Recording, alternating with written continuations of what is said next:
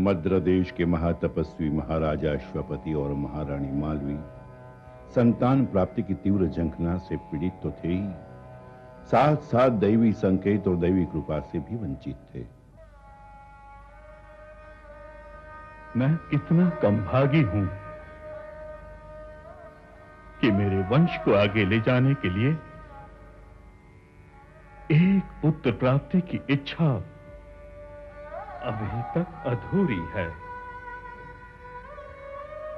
न जाने मेरी तपश्चर्या का फल मुझे कब मिलेगा। मैं अपनी पीड़ा तो सह लेती स्वामी, किंतु संतान न होने का दुख जब भी मैं आपकी इन मौन आंखों में देखती हूँ तो मैं नहीं सह सकती। मां जगदम्बा की आराधना करो, यही सत्य है। मां जगदम्बा प्रकट होगी, तुम्हारी कोख से सर्वप्रथम मां जगदम्बा अवतार लेगी। वो महारानी है। मैं मां हूं, वो बांझ है।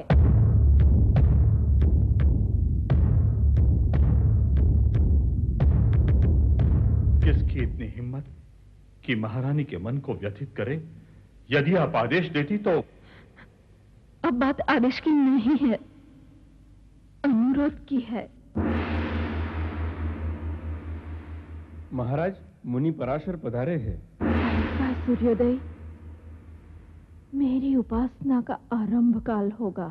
हे राजन, तुम्हारी महारानी मालवी ने मां जगदम्बा की आराधना का प्रारंभ कर दिया है और तुम्हें भगवान सूर्य नारायण की, अपने सवितृदेव की आराधना का प्रारंभ करना है। ओम सवितृदेवाय नमः, ओम सवितृदेवाय नमः, ओम सवितृदेवाय नमः, ओम सवितृदेवाय नमः। हे सूर्यवंशी राजा अश्वपति, तुम्हें आनंदित होना चाहिए कि स्वयं मां जगदम्बा तुम्हारे वंश में जन्म लेगी, पुत्री के रूप में। उनकी कोख से मां के अंश रूप सावित्री ने जन्म लिया। माता, पिता और समग्र राज परिवार प्रसन्न थे, क्योंकि आज सावित्री 5 वर्ष की हो चुकी है। चारों ओर हर्षोल्लास के पुष्प महक उठे हैं। राजकुमारी सावित्री पधार रही है।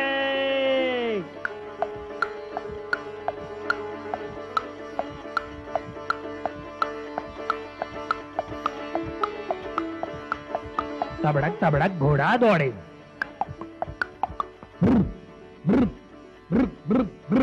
अरे अरे अरे अरे, घोड़े के पैर में कुछ लग गया। अरे अरे अरे अरे अरे अरे, रड़ो मत। हंसो हंसो। हाँ, ले ले ले ले ले। कौन गिर गया? मेरा शेर गिर गया। हैं? शेर नहीं गिरा तो कौन गिरा है? भालू गिर गया। फिर भी नहीं हंसती तो कौन गिर गया? बंदर गिर गया।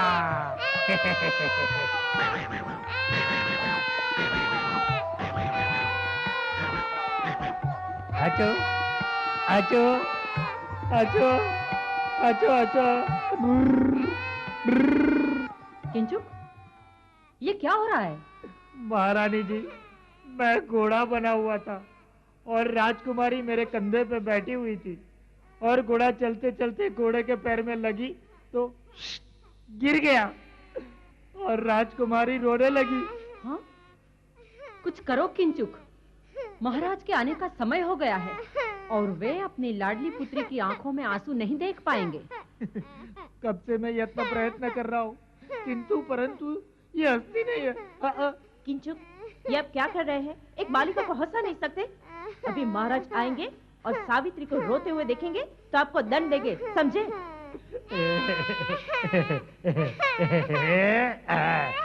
राजकुमारी, आप हंसो, अन्यथा मैं रो पड़ूंगा।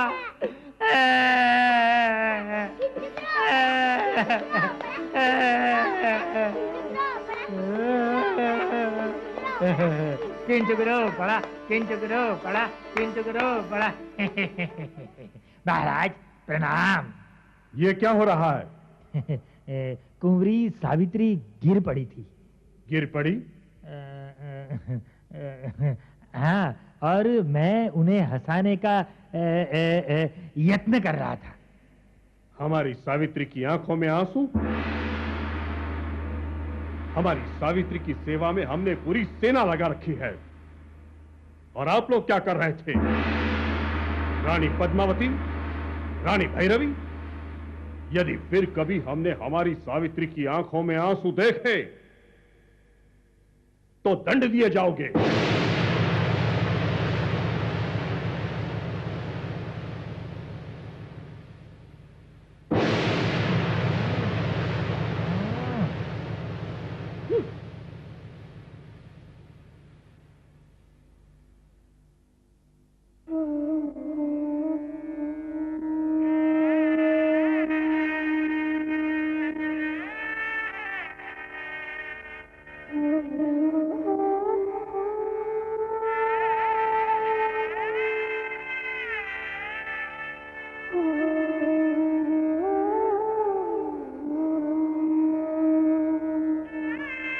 बालक तो ऐसे ही गिरते संभलते बड़े होते हैं। क्रोध का त्याग कीजिए महाराज। हम चाहते हैं कि आपकी पुत्री की आंखों में आंसू ना आए, यही ना? आज से हम सब इसका विशेष ध्यान रखेंगे। बस। महाराज, इतनी सी बात पे इतना विचलित होना?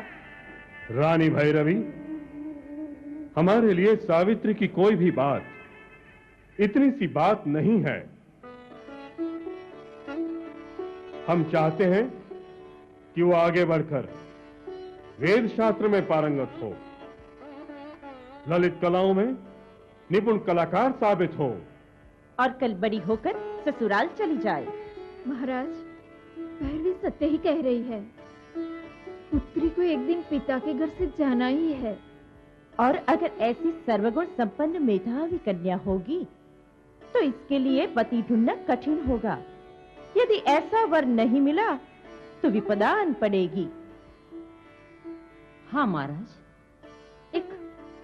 एक पुत्री के लिए यही जीवन सत्य है। सत्य तो ये है कि सावित्री हमारे लिए पुत्री नहीं किंतु पुत्र है, और हम उसके लिए। महाराज, मंत्रेश्वर आपके दर्शन हेतु आए हैं।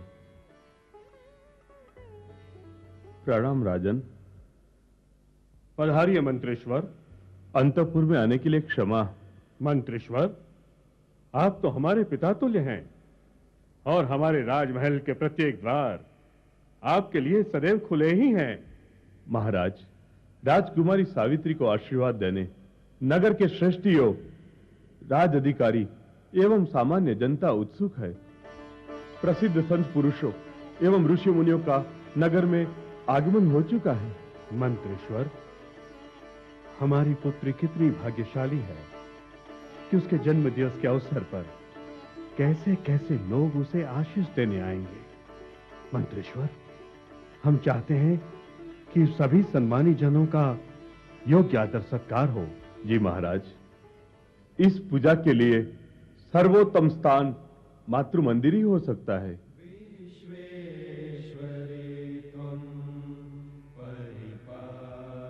सत्य है, मां जगदम्बा की कृपा से ही तो जन्म हुआ है सावित्री का। जब देखो सावित्री सावित्री सावित्री। क्या बात है भैरवी? यही तो, हम में से कोई भी महाराज को संतान दे नहीं पाई, और महारानी मालवी ने सावित्री को जन्म दिया। बस तब से न जाने महाराज पर क्या जादू हो गया है। ऐसा कुछ नहीं है भैरवी। महारानी मालवी तो आज भी हमें उतना ही सत्कार और प्रेम देती है ना? बस सब दिखावा है। आज देखा नहीं, महाराज ने किंचुक के सामने हमें दंड देने की बात की। इस सावित्री की वजह से एक दिन हमें भी निकाल देंगे। चुप चुप कर पगली, जो मुंह में आया वो बोल रही है। नमो देवी महादेवी शिवाय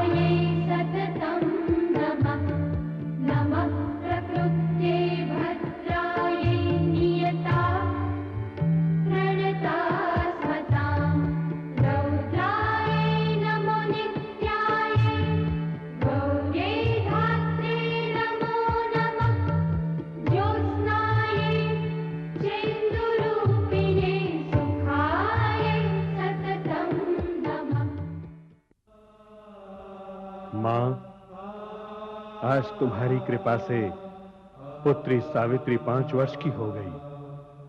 हम सब आपको कोटि कोटि प्रणाम करते हैं मां। पुत्री सावित्री, प्रणाम करो बेटा।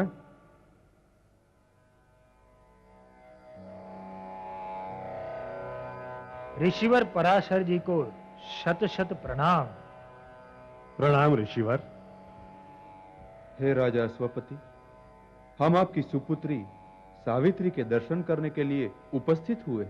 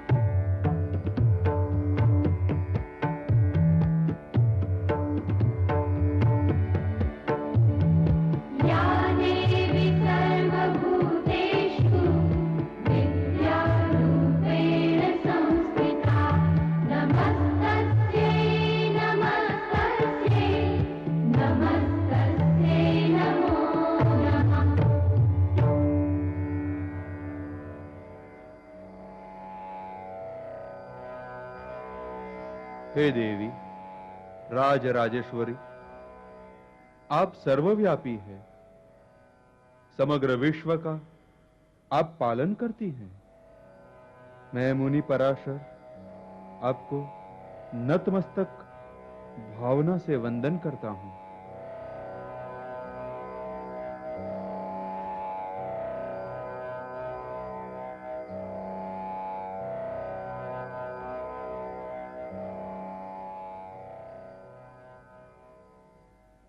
हे पुत्री सावित्री, खुश रहो।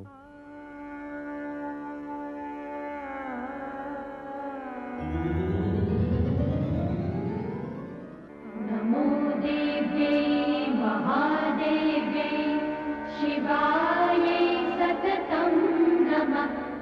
नमः प्रकृत्यै भद्रायै नियता प्रणता स्मताम्। रौद्रायै नमो नित्यायै गौर्यै धात्रे नमो नमः। ज्योत्स्नायै चेन्दुरूपिणे सुखायै सततं नमः। रोज रोज इस बालिका के चमत्कारों के समाचार क्यों लाती हो? कभी शुभ समाचार भी लाया करो। आपने मुझे यही कार्य दिया है रानी भैरवी कि मैं हर क्षण उस बालिका के निकट रह के आपको उसके विषय में ज्ञात करती रहूं। मेरा निश्चय हर समय दृढ़ होता जा रहा है। ये बालिका बड़ी होकर हमारा सर्वनाश करेगी। आप ऐसा क्यों कहती है रानी भैरवी? मुझे तो वो बालिका एकदम निर्दोष प्रिय लगती है। उसकी स्मित में जैसे फूलों की वर्षा है। चुप करो पद्मावती। ये मत भूल जाओ कि वो हमारी सौत की पुत्री है। लेकिन पुत्री सावित्री हमारे पतिदेव का ही अंश है ना रानी भैरवी? रानी पद्मावती, इस सावित्री के कारण आज रानी मालवी हमारे पतिदेव महाराज अश्वपति की प्रिय रानी बन गई है और वे अधिक समय उसके ही अंतपुर में बिताते हैं। किसके कारण?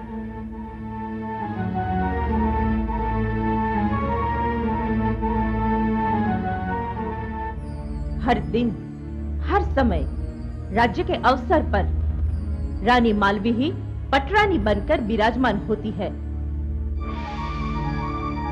क्यों? इस पुत्री के कारण न?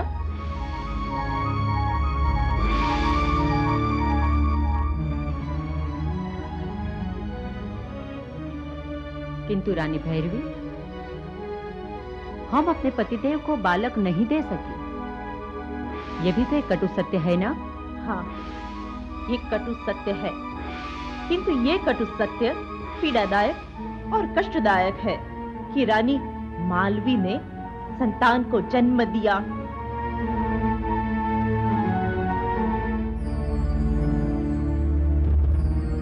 महारानी, मत कहो हमें महारानी। इस संबोधन से हमारा हृदय व्यथित हो रहा है। महारानी तो मालवी है, हम केवल रानियां हैं।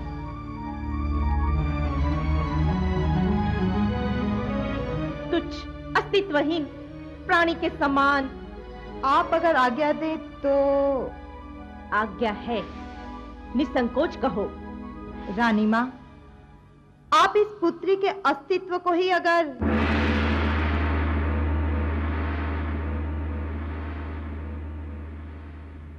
मेरे कहने का तात्पर्य है कि जिसके कारण आपकी आत्मा को इतनी पीड़ा, इतना दुख पहुंचता हो, उसे जीवित रहने का अधिकार है? नहीं, सावित्री को इस पृथ्वी पर जीवित रहने का कोई अधिकार नहीं है, लेकिन उसकी मृत्यु असंभव है। संभव है? अत्यंत सरल उपाय है रानी माँ।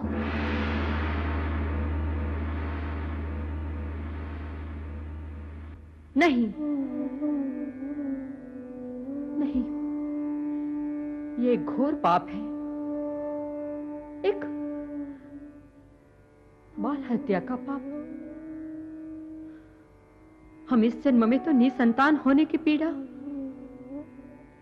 भोग ही रहे रानी भैरवी। क्या अगले जन्म में भी? नहीं, मैं इस पाप में। चुप, इस षड्यंत्र में तुम भी साथ दोगी। क्या तुम इच्छा नहीं रखती पति का प्रेम और समय हमें भी मिले? क्या तुम और मैं संतान दे नहीं पाती?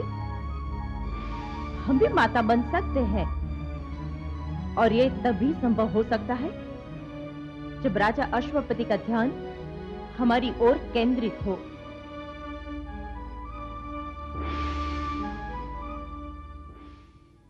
कहो दासी, किस सरल उपाय के बारे में आज बता रही थी?